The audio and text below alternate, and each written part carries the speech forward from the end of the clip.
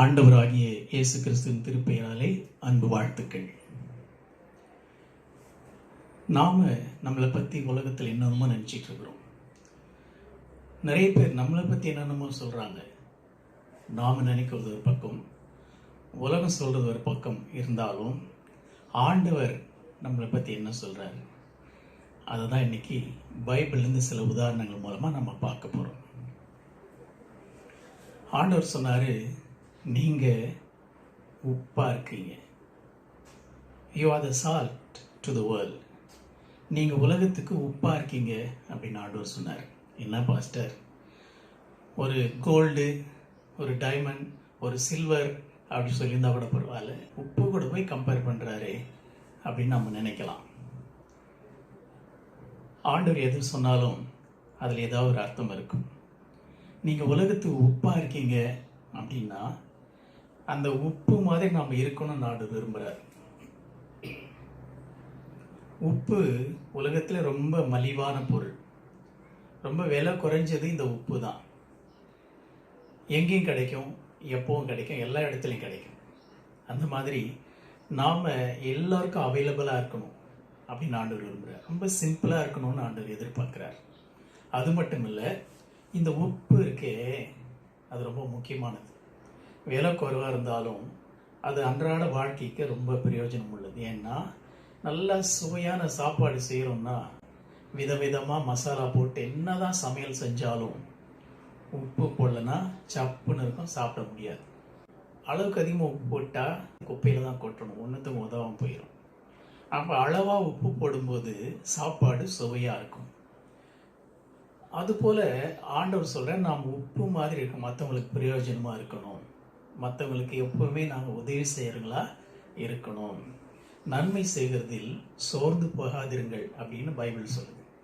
அப்படின்னா நம்ம நன்மை செய்யணும்னு ஆண்டவர் விரும்புகிறாரு. இந்த உப்பு தன்னைத்தானே அழிச்சிக்கிட்டு எப்படி சுவையை கொடுக்குதோ அதுபோல் இந்த உலகத்தில் நாம் மற்றவங்களுக்கு உதவியாக இருக்கணும், மற்றவங்களுக்கு நல்லது செய்யணும் அப்படின்னு ஆண்டு விரும்புகிறாரு. அதனால தான் சொன்னார், நீங்கள் உலகத்துக்கு உப்பாக இருக்கீங்க. You are the salt to the world. இன்னொன்று சொன்னார், நீங்கள் உலகத்துக்கு வெளிச்சமாக இருக்கீங்க. இது ஒரு பெரிய விஷயம். வெளிச்சம் கொடுக்கறது உலகத்திலேயே சூரியன். சூரியன்கள்னால் உலகத்தில் எதுவுமே நடக்காது. விவசாயத்திலிருந்து ஒரு சின்ன புல் பூண்டு செடி எது முளைக்கணுன்னாலும் அதுக்கு நிச்சயமாக சூரியன் தேவை. அந்த வெயில் இல்லாமல், சூரிய வெளிச்சம் இல்லாமல் எதுவுமே நடக்காது. அது மட்டும் இல்லை, சூரியன் இல்லைன்னா வெளிச்சம் இல்லாமல் போயிடும். வெளிச்சம் இல்லாத இடத்துல இருட்டு தான் இருக்கும்.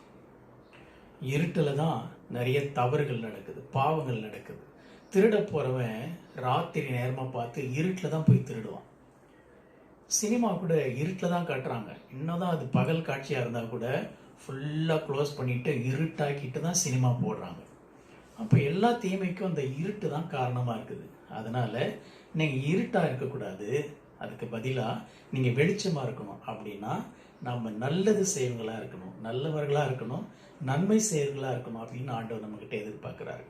ஆண்டவர் இந்த உலகத்தில் 3 வருஷம் ஊழியம் செஞ்ச நாட்களில் எல்லாருக்கும் நன்மை செஞ்சார். அவர் கிராமங்கள் தோறும் பட்டணங்கள் தோறும் நன்மை செய்கிறவராகவே சுற்றி திரிந்தாருன்னு பைபிள் சொல்லுது. அப்போ ஆண்டவர் போல நாம் இருக்கணும்னா நாமளும் மற்றவங்களுக்கு நன்மை செய்கிறவங்களா இந்த உலகத்தில் இருக்கணும். அதனால தான் ஆண்டவர் சொன்னார், நீங்கள் வெளிச்சமாக இருக்கிறீர்கள். You are the light of the world. முதல்ல சொன்னார், you are the salt to the world.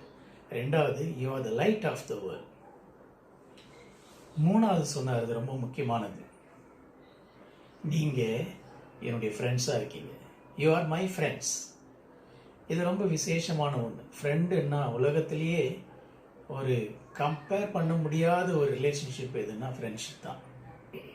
உயிர் கொடுப்பான் தோழன் அப்படின்னு சொல்லுவாங்க. ஃப்ரெண்டு தான் எதுனாலும் முன்னால் வந்து நிற்பான். எது வந்தாலும் சரி ஃப்ரெண்டு தான் முன்னால் வந்து நிற்பான். ஒரு பிரச்சனையா, கஷ்டமா, சோதனையா, எதுவாக இருந்தாலும் ஃப்ரெண்டு சொல்லுவான், நான் இருக்கேன், கவலைப்படாது. அப்போ இந்த ஃப்ரெண்ட்ஷிப் ரொம்ப முக்கியமானது. நாம் ஸ்கூலில் படித்தப்போ நமக்கு சில ஃப்ரெண்ட்ஸ் இருந்திருப்பாங்க. அவங்களாம் இப்போ எங்கே இருப்பாங்களோ தெரியாது. காலேஜ் படிக்கும்போது சில ஃப்ரெண்ட்ஸ் இருந்திருப்பாங்க. அவங்களும் அங்கங்கே செதறி எங்கெங்கே போயிட்டு இருப்பாங்க. நம்ம வீட்டு பக்கத்தில் குடியிருந்தவங்க அவங்க வீடு மாறி போன பிறகு அவங்க ஃப்ரெண்ட்ஷிப் இல்லாமல் போயிருக்கும். அப்போ உலகத்தை பார்க்குற ஃப்ரெண்ட்ஷிப் எல்லாம் ஒரு நாள் இல்லாமல் போயிடுது, மறைஞ்சு போயிடுது. ஆனால் எப்பவுமே நிலையாக இருக்கக்கூடியது ஆண்டவருடைய ஃப்ரெண்ட்ஷிப் மட்டும்தான். அந்த ஆண்டவர் நம்ம கூட ஃப்ரெண்டாக இருக்கணும்னு விரும்புகிறார். அந்த ஃப்ரெண்ட்ஷிப்பை ஆண்டவர் நம்மகிட்ட எதிர்பார்க்குறார். யூ ஆர் மை ஃப்ரெண்ட்ஸ் அப்படின்னு ஆண்டவர் சொல்கிறார். ஆண்டவர் நம்ம கூட ஃப்ரெண்ட்ஷிப்பை மெயின்டைன் பண்ணணும்னு விரும்புகிறார். ஒரு பெரிய அதிகாரி, ஒரு போலீஸ் அதிகாரி எனக்கு ஃப்ரெண்டாக இருந்தாருன்னா, ஏய் இன்ஸ்பெக்டர் என் ஃப்ரெண்டுடா அப்படின்னு தைரியமாக சொல்லுவோம். ஒரு எம்எல்ஏ இல்லை ஒரு எம்பி இல்லை ஒரு டத்தோ எனக்கு ஃப்ரெண்டாக இருந்தாருன்னா, ஏய் எனக்கு அந்த டத்தோவே தெரியும், அவரே எனக்கு ஃப்ரெண்டு அப்படின்னு சொல்லும்போது நமக்கு ஒரு பெருமையாக இருக்கும். எனக்கு மலேசியாவில் நிறைய 4-5 டத்தோ எனக்கு ஃப்ரெண்டாக இருக்காங்க. எனக்கு Dato Moses Ramaiah, Dato Nelson Murugan, Dato Karthi, Dato Ramanathan, Dato Saravanan, Dato Samivelu, இந்த மாதிரி சில முக்கியமான டத்தோலாம் எனக்கு நல்ல ஃப்ரெண்ட்ஸாக இருக்காங்க. அது ஒரு பெருமை. டத்தோ எனக்கு ஃப்ரெண்டுன்னா அது ஒரு பெரிய விஷயம். இன்னும் ஒரு சில எனக்கு மந்திரியே தெரியும், மந்திரி எனக்கு ஃப்ரெண்டு அப்படின்னா, அடோட மினிஸ்டருக்கே ஃப்ரெண்டா அப்படின் போது இன்னும் கொஞ்சம் பெருமையாக இருக்கும். இந்த உலகத்தில் ஒரு police officer, MLA, MP, Dato, minister, இப்படி பெரிய பெரிய ஆட்கள்லாம் நமக்கு ஃப்ரெண்டாக இருக்கும்போது ரொம்ப சந்தோஷமாக இருக்கும், அது பெருமையாக இருக்கும். அப்போ வானாதி வாரங்களை படைச்ச ஆண்டவர் நமக்கு ஃப்ரெண்டாக இருக்காருன்னா அதை விட பெருசு இந்த உலகத்தில் எதுவுமே கிடையாது. ஆண்டவர் நமக்கு ஃப்ரெண்டாக இருக்கணும்னு விரும்புகிறாரு, நாம் அவருடைய ஃப்ரெண்ட்ஸாக இருக்கணும்னு ஆசைப்படுறாரு. அப்போ இந்த ஃப்ரெண்ட்ஷிப்பை நம்ம எப்படி மெயின்டைன் பண்ணிக்கிறது? இந்த ஃப்ரெண்ட்ஷிப் எப்பவுமே இருக்கணும்னா நம்ம என்ன செய்யுது? அதுக்கு தான் 3 விஷயங்கள் நான் சொல்ல போகிறேன். முதலாவது, நம்ம ஆண்டவரோட செலவு பண்ணுற நேரம் கொஞ்சம் அதிகமாக இருக்கும். We have to spend more time with God. ஆண்டவர் கூட ரொம்ப நேரத்தை நம்ம செலவு பண்ணணும். பைபிளை நம்ம பார்க்கும்போது ஆண்டவர் நிறைய பேர் கூட அப்படியே ஃப்ரெண்டாகவே பழகி இருக்கிறார். யாத்திராகம் 33ஆம் அதிகாரம் 11ஆம் வசனத்தில் ஆபிரகாம் கிட்ட அவர் ஃப்ரெண்டு மாதிரி பேசியிருக்கார், ஃப்ரெண்டு மாதிரியே பழகி இருக்கிறார். அதே மாதிரி மோசே கூட, தாவீது கூட, யோசேப்பு கூட, இப்படியெல்லாம் எல்லாரும் கூட ஃப்ரெண்டாகவே பழகி இருக்கிறார். ஏதேன் தோட்டத்தில் கூட ஆண்டவர் ஆதாமோட ஃப்ரெண்டாக இருந்திருக்கிறார். அவனோட ஃப்ரெண்டாக வச்சுக்கணும் தான் மனுஷனே ஆண்டவர் படைச்சிருக்கிறார். பகலின் குளிர்ச்சியான வேளைகளிலே அந்த ஏதேன் தோட்டத்தில் ஆதாம் கூட ஃப்ரெண்டு மாதிரி நடந்து போயிருக்கிறாரு ஆண்டவர். அந்த ஃப்ரெண்ட்ஷிப்பை ஆதாம் தான் கெடுத்து போட்டான். எந்த பழத்தை சாப்பிடக்கூடாதுன்னு ஆண்டவர் சொல்லியிருந்தாரோ அந்த பழத்தை அவன் சாப்பிட்டதுனால அந்த ஃப்ரெண்ட்ஷிப் கட் ஆயிடுச்சு. அன்னைக்கு ஏதேன் தோட்டத்தில் கட்டான ஃப்ரெண்ட்ஷிப்பை ஏதேன் தோட்டத்தில் எழுந்து போனதை கல்வாரி தோட்டத்தில் ஆண்டவர் ரிஸ்டோர் பண்ணுறதை நம்ம பார்க்குறோம். அப்போ ஆண்டவர் இதுலேருந்து என்ன தெரியுதுன்னா, ஆண்டவர் நம்ம கூட ஃப்ரெண்டாக இருக்கணும்னு ஆசைப்படுறாரு, ஃப்ரெண்ட்ஷிப்பை மெயின்டைன் பண்ணணும்னு விரும்புகிறார். ஏதேன் தோட்டத்தில் கட்டாகி போன ஃப்ரெண்ட்ஷிப்பை கல்வாரி தோட்டத்தில் ஆண்டவர் ரெஸ்டோர் பண்ணுறாரு. அப்படின்னா ஆண்டவர் நம்ம கூட ஃப்ரெண்டாக இருக்கணும்னு விரும்புகிறார், அந்த ஃப்ரெண்ட்ஷிப் எப்பவுமே இருக்கணும்னு விரும்புகிறாரு. அதுக்காக தான் ஏதேன் தோட்டத்தில் தொலைஞ்சு போன ஃப்ரெண்ட்ஷிப்பை கல்வாரி தோட்டத்தில் ஆண்டவர் திரும்ப எடுத்து நமக்கு கொடுத்து நம்ம கூட ஃப்ரெண்டாக இருக்கணும்னு ஆண்டவர் விரும்புகிறார். அப்போ ஆதாம் கூட ஃப்ரெண்டாக இருந்தவர் ஆபிரகாம் கூடயும் ஃப்ரெண்டாக இருந்தார், ஈசா கூட ஃப்ரெண்டாக இருந்தார். இந்த வேதத்தில் பார்க்கவும் நிறைய தேவ மனுஷரோட ஆண்டவர் ஃப்ரெண்டாகவே இருந்திருக்கிறார். ஈனோக்குன்ற மனுஷன் கூட ஆண்டவர் 300 வருஷம் அப்படியே பேசிக்கிட்டே போயிருக்காங்க. அப்படின்னா அந்த ஃப்ரெண்ட்ஷிப் எவ்வளோ பெருசு பாருங்க. இந்த மாதிரி தான் ஆண்டவர் நம்ம கூட ஃப்ரெண்டாக இருக்கணும்னு விரும்புகிறார். எவ்வளோ நேரம் ஆண்டவர்கிட்ட நாம் செலவழிக்கிறோம்? ஆண்டவர் கூட செலவு பண்ணுற நேரம் எவ்வளோ? சமீபத்தில் ஒரு கணக்கு எடுத்தாங்க, ஒரு சென்சஸ். எப்படின்னா மனுஷன் இந்த உலகத்தில் தன்னுடைய வாழ்நாளை எப்படி செலவழிக்கிறான் அப்படின்னு ஒரு கணக்கு எடுத்தாங்க. சராசரியாக ஒரு மனுஷன் 75 வருஷம் வாழ்கிறான்னா அவன் 25 வருஷம் தூங்குறதுக்காகவே செலவழிக்கிறான். ஒரு நாளைக்கு 8 மணி நேரம்னா 75 வருஷத்தில் 25 வருஷம் தூங்கிடுறான். 20 வருஷம் சம்பாதிக்கிறதுக்காக, வேலைக்கு போகிறதுக்காக செலவழிக்கிறான். 14 வருஷம் சாப்பாட்டுக்காக, சாப்பிட்றதுக்காக செலவழிக்கிறான். 16 வருஷம் டிவி பார்க்கறதுக்கு, ஃபோனை நோண்டுறதுக்கு செலவழிக்கிறான். 75 வருஷத்தில் 25 வருஷம் தூங்குறான், 20 வருஷம் வேலை செய்கிறான், 16 வருஷம் சாப்பிட்றான், 16 வருஷம் ஃபோனை நோண்டிக்கிட்டு இருக்கிறான். அப்போ ஆண்டவர் கூட செலவழிக்கிற நேரம் எங்கே? ஆண்டவர் இதான் நம்மகிட்ட எதிர்பார்க்குறாரு. அவரோட நெருங்கி வாழணும்னு விரும்புகிறார். ஆண்டவர் நம்ம எப்படி வச்சுருக்கோம்? எனக்கு ஃபேஸ்புக்கில் 5000 ஃப்ரெண்ட்ஸ் இருக்கிறாங்க, ஃபுல்லாக ஆகிட்டாங்க. எல்லாருமே அப்படி தான். ஃபேஸ்புக்கில் எடுத்தால் ஃபுல்லாக ஃப்ரெண்ட்ஷிப் தான். அந்த 5000 ஃப்ரெண்டில் ஒரு ஃப்ரெண்டாக ஆண்டவர் இருக்கக்கூடாது. அந்த அவ்வளோ ஃப்ரெண்ட்ஸில் ஒரு ஃப்ரெண்டாக ஆண்டவர் இருக்கக்கூடாது. அவர் நமக்கு பெஸ்ட்டாக இருக்கணும், சிறந்த நண்பராக இருக்கணும். அந்த நாட்களில் அந்த நாடுகளில் நிறைய ஜனங்க இருந்தாங்க. அதுலேருந்து 12 பேர் ஆண்டவர் ஊழியத்துக்கு செலக்ட் பண்ணார். அந்த 12 பேர்லேயும் 3 பேரை ஸ்பெஷலாக எடுத்தார். பேதுரு, யாக்கோபு, யோவான். இந்த 3 பேர்லேயும் ஒருத்தன் ஸ்பெஷலாக இருந்தான், அவன் தான் யோவான். ஏன் ஸ்பெஷல்னா, ஆண்டவர் கூட அதிகமான நேரத்தை செலவழிச்சா இந்த யோவான் தான். அவர் மார்பிலே சாஞ்சிட்டு இருந்தான், அவர் கூடவே இருந்தான். கல்வாரி சிலுவை வரைக்கும் கூட இந்த யோவான் கூடவே தான் இருந்தான். எவ்வளவுக்கு எவ்வளவு நேரத்தை ஆண்டவர் கூட நம்ம செலவழிக்கிறோமோ அந்த அளவுக்கு ஆண்டவர் நம்ம கூட ஃப்ரெண்ட்லியாக இருப்பார். அந்த ஃப்ரெண்ட்ஷிப் மெயின்டைன் பண்ணோம்னா we have to spend more time with God. ஆண்டவர் கூட அதிகமான நேரத்தை நம்ம செலவழிக்கணும். ரெண்டாவது, ஆண்டவர் நம்முடைய ஃப்ரெண்டாக இருக்கணும்னா நம்ம அவரை புரிஞ்சுக்கணும், அவரை அண்டர்ஸ்டாண்ட் பண்ணிக்கணும், அவர் எப்படிப்பட்டவர்னு தெரிஞ்சுக்கணும். we have to know God more. இன்னும் அதிகமாக அவர் எப்படிப்பட்டவர், அவர் எனக்கு என்னவா இருக்கிறார், அவர் எனக்கு யார், அவருக்கு எப்படிப்பட்டவராக இருக்கிறார் அப்படின்னு நம்ம புரிஞ்சுக்கணும். வேதத்தில் வாசிக்கிறோம் 46ஆம் சங்கீதத்தில், நீங்கள் அமர்ந்திருந்து நானே தேவன் என்று அறியுங்கள். அமர்ந்திருந்தனா சும்மா உட்கார்றது இல்லை, நம்ம ஜெபிக்கும் போது ப்ரே பண்ணும்போது அவரே நம்ம புரிஞ்சிக்க முடியும், அவர் எனக்கு யாராக இருக்கிறார், எப்படிப்பட்டவராக இருக்கார். சில பேர் நினைக்கிறோம், எனக்கு கஷ்டமாக இருக்கும்போது அவர் வந்து எனக்கு ஹெல்ப் பண்ணுறவர், ஹெல்ப்பர். எனக்கு பண கஷ்டமாக இருக்கும்போது வந்து பணத்தை கொடுக்குற ஒரு ஏடிஎம் மாதிரி. எனக்கு ஒரு பிரச்சனை வரும்போது அவர் சால்வ் பண்ணுறவர். அப்போ இந்த மாதிரி அவர் நம்முடைய தேவைக்கு ஏற்ற மாதிரி அவர் நம்ம நினச்சிட்டு இருக்கிறோம். இல்லை, அவர் எப்படிப்பட்டவர் அப்படின்னு நம்ம புரிஞ்சுக்கணும். சில பேர் வீடுங்களில் கூட அண்டர்ஸ்டாண்டிங் இருக்கிறது இல்லை, ஒருத்தர் புரிஞ்சுக்கிறது இல்லை. நான் ஒரு வீட்டுக்கு அடிக்கடி போவேன், ஒரு அங்கிள் ஒரு ஆண்டி இருப்பாங்க. நான் போகும்போது அவர் அங்கிள் சொல்லுவார், டார்லிங் மகி வந்திருக்காரு, ஏதாவது குடிக்க கொண்டு வா. இன்னொரு நாள் போனேன், ஸ்வீட்டி மகி வந்திருக்காரு, சாப்பிட ஏதாவது கொண்டு வா. இன்னொரு நாள் போனேன், சயாங் மகி வந்திருக்காரு, ஏதாச்சும் கொண்டு வா. ஒரு நாள் நான் கேட்டேன், அங்கிள் எப்போ பார்த்தாலும் டார்லிங் என்றீங்க, சயாங் என்றீங்க, ஸ்வீட்ன்றீங்க, ஆனால் பேர் சொல்லி கூப்பிட மாட்டீங்களே, என்ன விஷயம்னு கேட்டேன். அவர் சொன்னார், ஐயோ அந்த கதையை ஏன்பா கேட்குற, அவங்கள பேர் சொல்லி கூப்பிட்டு ரொம்ப வருஷங்களாச்சு, பேரை மறந்து போச்சு. இப்போ போய் உன் பேர் என்னன்னு கேட்டால் சண்டை வந்துருமேன்ட்டு தான் நான் டார்லிங் சாயாங் அப்படின்னு கூப்பிட்டு இருக்கிறேன் அப்படின்னாரு. நம்ம வீடுகளிலே கூட ஒரு அண்டர்ஸ்டாண்டிங் இல்லாமல் வாழ்ந்துட்டு இருக்கிறோம், ஒருத்தர் புரிஞ்சிக்காமல் இருக்கிறோம். ஆண்டவர் அதை எதிர்பார்க்குறார், விரும்புகிறார். நம்ம ஒருத்தர் புரிஞ்சிக்கணும். அதை காட்டிலும் அவர் யார், அவர் எப்படிப்பட்டவங்க நம்ம புரிஞ்சுக்கணும்னு ஆண்டவர் விரும்புகிறார். 4 குருடங்க இருந்தாங்களாம்.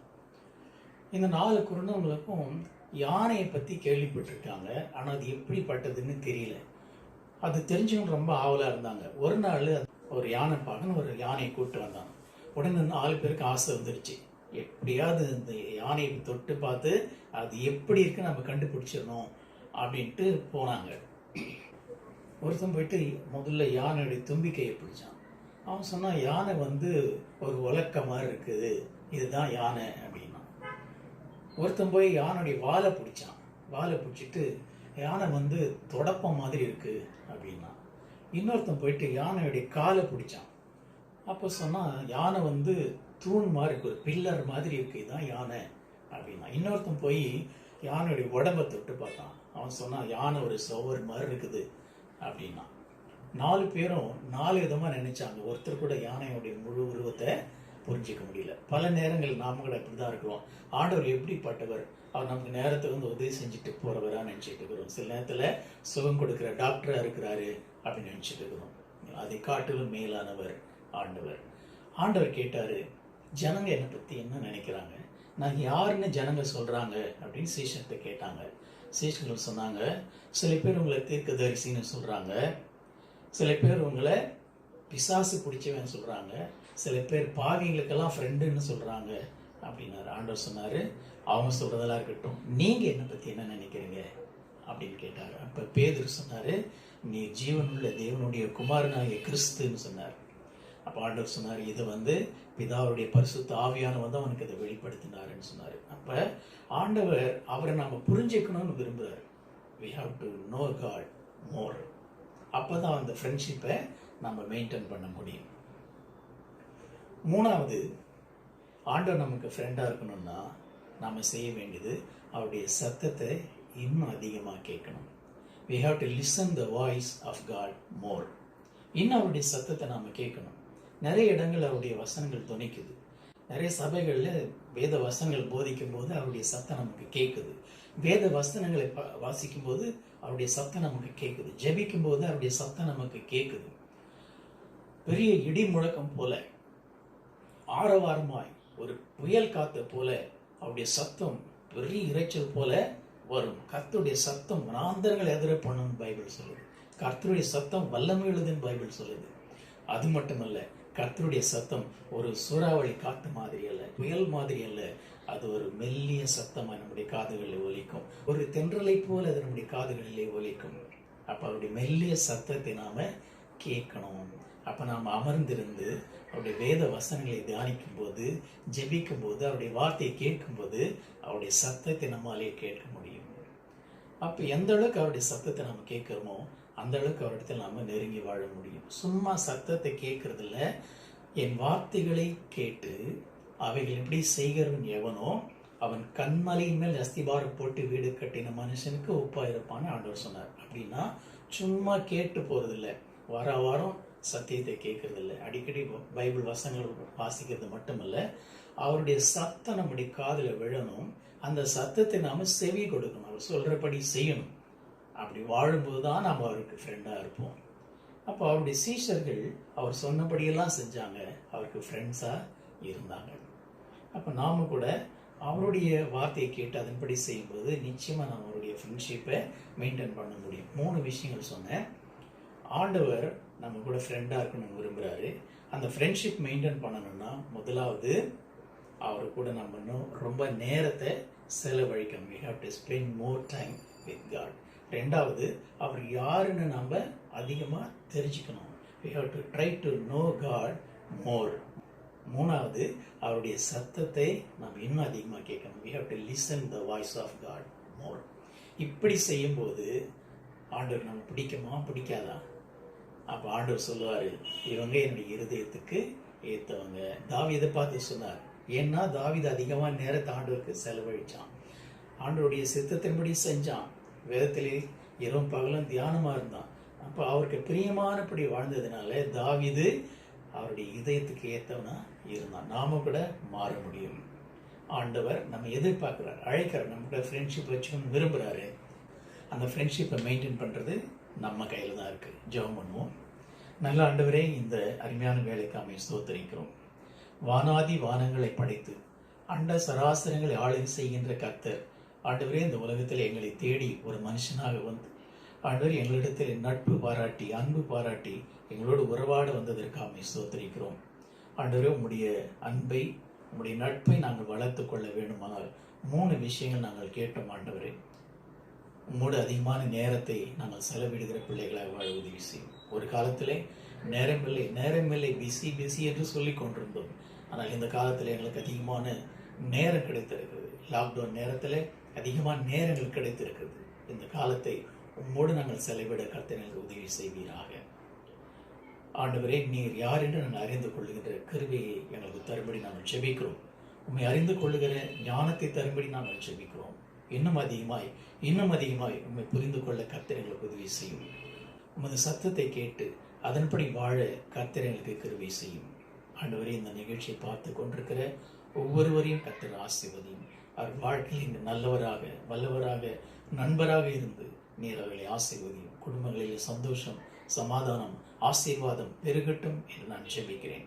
குடும்பங்களில் காணப்படுகிற கஷ்டங்கள் எல்லாம் இயேசுவின் நாமத்திலே நீங்கி போகட்டும் நான் ஜெபிக்கிறேன். வியாதிகள் எல்லாம் இயேசுவின் நாமத்திலே நீங்கி போகட்டும் நான் ஜெபிக்கிறேன். நீர் கொடுக்கின்ற சந்தோஷம், நீர் கொடுக்கின்ற சமாதானம் ஒவ்வொரு இல்லத்திலும் தங்கி இருக்கட்டும். பிரியமானவனே, பிரியமானவளே, உன் ஆத்துமா வாழ்கிறது போல நீ எல்லாவற்றிலும் வாழ்ந்து சுகமாய் இரு என்ற வாக்குத்தத்தத்தை உமது பிள்ளைகளுக்கு நான் கொடுக்கிறேன். அற்புதங்களை செய்யும், ஆசீர்வதியும், காத்துக்கொள்ளும், வழி நடத்தும். இயேசுவின் நாமத்தில் ஜெபிக்கிறோம் பிதாவே. ஆமென். God bless you.